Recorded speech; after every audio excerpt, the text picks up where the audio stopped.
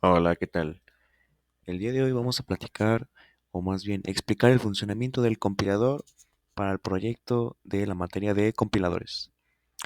El compilador implementado sigue una arquitectura de cuatro fases o etapas fundamentales, que son el análisis léxico, el análisis sintáctico, la construcción de árboles de sintaxis abstracta y la generación de código intermedio.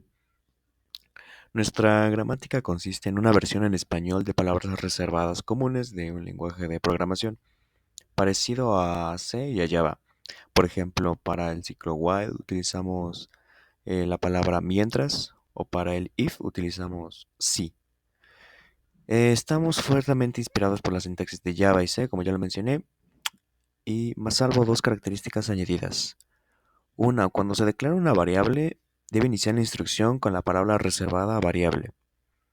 Y los tipos de datos se escriben en mayúsculas siempre, como entero, booleano, decimal, texto, etcétera, siempre van en mayúsculas. El punto de entrada es el archivo lexer.l donde se utiliza flex. Definimos expresiones para los tokens de nuestro compilador. En la parte de definición de tokens se tienen palabras reservadas para funciones clave como imprimir y otras especialmente dedicadas a una parte más adelantada del proyecto, concretamente en la parte de implementación del reloj analógico. Además se manejan operadores comunes y tipos de datos básicos. El archivo ast.h define los nodos del árbol de sintaxis abstracta y las formas que pueden adoptar. Para eso definimos dos numeraciones, una con todos los tipos de nodos del compilador y la otra con los tipos de datos, además de un struct para los nodos en general.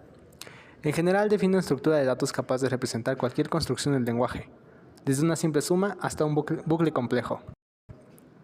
Finalmente, el archivo ast.c se encarga de construir los nodos como si de una fábrica se tratase.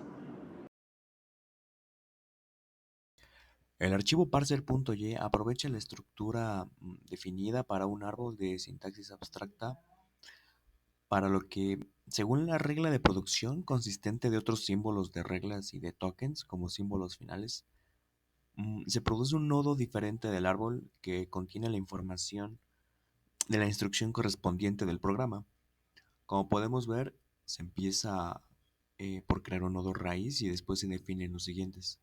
Por ejemplo, en los casos de variables se crea el nodo para declaración de variable, se guarda el valor y el nombre de la variable. Así, cada estructura y tipo en el programa tiene su propio caso de creación de nodo. Esta estructura después nos va a permitir definir el código intermedio leyendo sus nodos.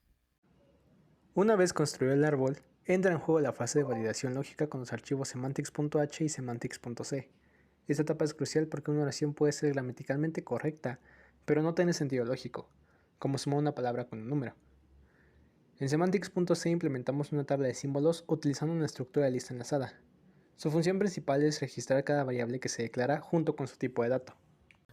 La función principal aquí es analizar semántica, la cual recorre recursivamente el árbol de sintaxis abstracta antes de generar código. Durante este recorrido aplicamos dos reglas fundamentales. Verificación de declaraciones. Usamos la función buscar símbolo para asegurar que todas las variables que se usan hayan sido declaradas previamente y para reportar error si intentamos redeclarar una variable existente. Y chequeo de tipos. La función obtener tipo analiza las operaciones, por ejemplo, si se detecta una asignación o una operación binaria, verifica que los tipos de los operadores sean compatibles, por ejemplo, un entero con un entero. Si detecta incompatibilidades como intentar asignar un valor decimal a una variable entero, sin conversión, levanta un error semántico y detiene el proceso de compilación para evitar generar código defectuoso. El archivo codegen.h declara funciones que serán utilizadas en la generación del código intermedio. El archivo codegen.c se encarga de traducir la estructura jerárquica del árbol en una lista lineal de instrucciones que la máquina virtual FIS25 puede ejecutar. Usamos un contador global, tempCount, y la función nuevoTemp para generar nombres de variables únicos donde guardar resultados intermedios. Usamos el contador levelCount y la función nuevaEtiqueta para marcar puntos en el código a los que saltaremos, para estructuras como los if, while y funciones. La función genera de expresión recibe un nodo, por ejemplo una suma, y devuelve el nombre de la variable temporal, donde quedó el resultado. Primero se llama a sí misma para procesar a los hijos izquierdo y derecho, obteniendo T1 y T2. Luego imprime la instrucción FIS25 correspondiente. Por ejemplo, en la suma sería add T1, T2 y se guarda en la variable T3. Se procesan nodos especiales que devuelven el valor, como nodo entrada, que genera un input, o nodo obtener tecla. La función generar código procesa las instrucciones que no devuelven un valor, sino que alteran el flujo o el estado del programa. Dado que el árbol de sintaxis abstracta usa una lista enlazada para las instrucciones secuenciales, esta función auxiliar recorre esa lista e invoca la función generar código para cada nodo, asegurándonos de que todo el programa se traduzca en orden, a código intermedio. El mayor reto aquí es traducir estructuras como el si y el mientras a código plano con saltos, es decir, usando operaciones goto. Por ejemplo, para un mientras generamos dos etiquetas que son de inicio y fin. Imprimimos label de inicio para marcar pues, el inicio, vaya. Evaluamos la condición, imprimimos la condición con if false. Generamos el código del cuerpo de forma recursiva. Luego imprimimos goto inicio para poder repetir el ciclo. Y finalmente imprimimos la etiqueta de fin para poder salir del ciclo. En la función también traducimos directamente los nodos de nodo pixel a la instrucción pixel xycolor, resolviendo primero las instrucciones de las coordenadas. El archivo makefile se dedica a la automatización del proceso de compilación y ejecución del compilador. Se borran archivos anteriores de simulaciones anteriores, se genera la sintaxis, el léxico, compila el ejecutable, se genera el código intermedio y se guarda en el archivo de salida .txt. Finalmente se limpia la carpeta y solo queda el código fuente junto a la salida. En ese proyecto, durante el desarrollo del mismo, sí nos enfrentamos a varias dificultades. Sin embargo, nos gustaría hacer énfasis primero en la forma en la que implementamos la arquitectura de nuestro compilador. Decidimos implementar un diseño modular de 4 fases, separando completamente el análisis de la generación de código. Nuestra arquitectura principal está basada en un árbol de sintaxis abstracta. Entonces, en lugar de traducir el código directamente mientras lo leemos, primero construimos este árbol en memoria. Pero, ¿por qué tomamos esta decisión? Principalmente fue por flexibilidad al tener el árbol completo, nos facilita y permite realizar transformaciones estructurales antes de generar el código final, lo cual simplificó enormemente la implementación de estructuras complejas.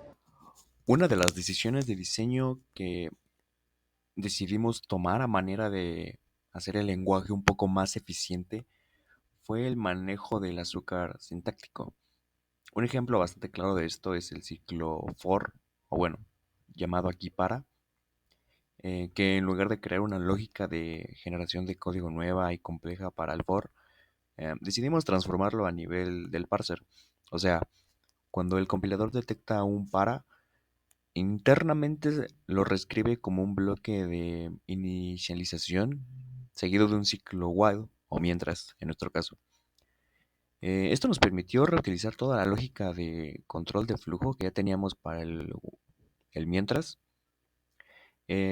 reduciéndonos así la posibilidad de errores a la hora de correr nuestro compilador para la generación de código intermedio. De forma similar también manejamos la estructura OSI o else if. En lugar de tratarla como una instrucción especial, la gramática genera la estructura recursivamente como sentencias sí anidadas dentro del bloque si no. Esto mantuvo nuestra gramática limpia y libre de conflictos de desplazamiento, reducción o shift redux en Bison. Ahora bien, respecto a las dificultades, el mayor reto o dificultad no fue el compilador en sí, o la parte del backend, sino la interacción con la arquitectura tan limitada del simulador FIS25 para nuestro proyecto del reloj, ya que en muchas ocasiones resultaba ser demasiado restrictivo. En general fueron 2 obstáculos principales a los cuales nos enfrentamos en cuanto a la interacción con el simulador. La entrada restrictiva. El primero de estos obstáculos, como bien lo comentamos, era sobre la entrada restrictiva del simulador, ya que en varias ocasiones nosotros, al querer usar la instrucción nativa de entrada, input, nos enfrentamos a que ésta bloquea completamente el flujo de ejecución del procesador. Esto representaba un problema crítico para un sistema de tiempo real como un reloj. Si intentábamos permitir al usuario cambiar la hora dentro del ciclo principal usando input, el reloj dejaba de funcionar. Las manecillas se congelaban. Nuestra solución. Tuvimos que rediseñar la arquitectura del programa para separar la configuración de la ejecución. Implementamos un flujo híbrido, es decir, utilizamos la entrada bloqueante estándar solo al inicio para la configuración inicial y para el control de tiempo real implementamos un sistema de sondeo no bloqueante mediante la lectura de estados de teclas, lo que permite que el reloj siga dibujándose mientras espera interacción. Otra de las dificultades mm, que enfrentamos fue el sistema de cómo dibujar las manecillas del reloj, porque requería algoritmos de trazado de líneas. Entonces, la solución que propusimos fue que al no tener funciones trigonométricas nativas, digamos, tuvimos que adaptar el algoritmo de Bressenham para usar una aritmética puramente de enteros, calculando octantes y diferenciales directamente en nuestro lenguaje de alto nivel. El siguiente es el código para la prueba que hemos elegido, la cual es la implementación del reloj con entrada de usuario y manipulación de las manecillas con dos teclas diferentes. La primera parte del programa se corresponde a su configuración inicial, donde se realiza la lectura de dos enteros, uno para la hora y otro para los minutos. Después se sigue una etapa de validación de la entrada en la que se asignan los valores predeterminados en caso de que alguno de los valores no cumpla con los límites. Las siguientes son variables auxiliares para algunas de las partes del reloj.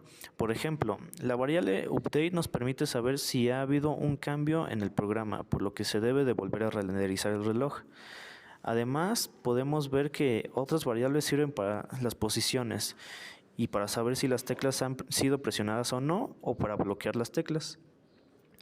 La la parte realmente importante se encuentra dentro del loop principal. Aquí primero se revisa si alguna de las teclas de las manecillas ha sido presionada.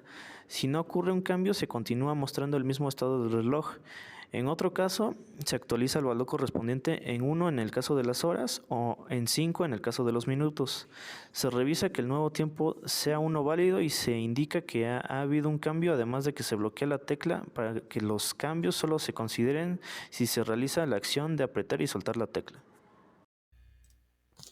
Se continúan dibujando los elementos fijos en la pantalla y luego se establecen las posiciones XY de las manecillas según la hora y los minutos actuales.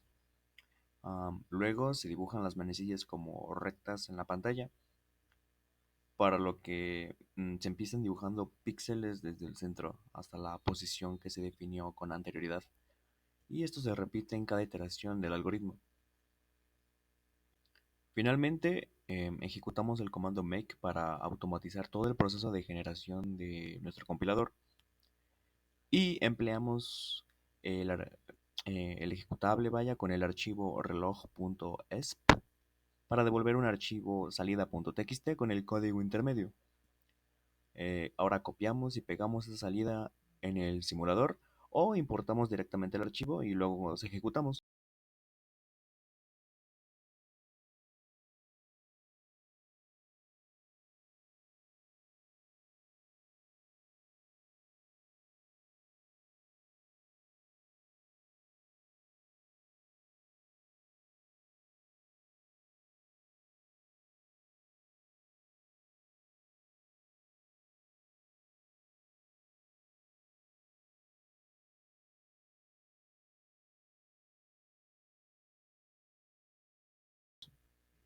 Se introduce la hora deseada con el formato correcto y comienza a generar el reloj.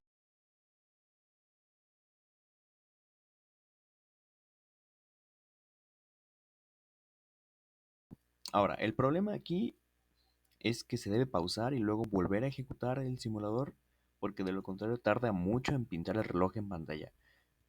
Pero una vez realizado ya podemos visualizar con total plenitud del proyecto y las flechas se manipulan tal como se solicita con las teclas de flecha para abajo y izquierda.